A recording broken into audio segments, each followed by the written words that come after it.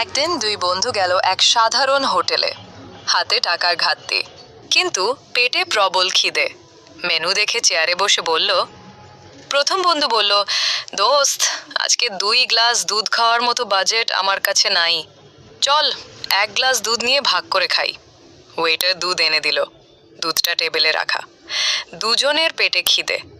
দ্বিতীয় বন্ধু বলল, দোস্ত, তুমি অর্ধেকটা আগে খেয়ে নাও, বাকি অর্ধেকটা আমি খাবো। প্রথম বন্ধু বলল, কেন বন্ধু? দ্বিতীয় বন্ধু গম্ভীর গলায় বলল, আমি চিনি ছাড়া দুধ খেতে পারি না, আমার কাছে একজনে খাওয়ার মতো চিনি আছে, তুমি অর্ধেকটা খেয়ে নাও, তারপর আমি চিনি মিশিয়ে খাবো। প্রথম বন্ধু চুপচাপ। আহা, দুধে চিনি মেশানোর পরিকল্পনা। তখনই গ্লাসটা হাতে নিয়ে ব্যাগ থেকে বের করলো 1 চামচ লবণ।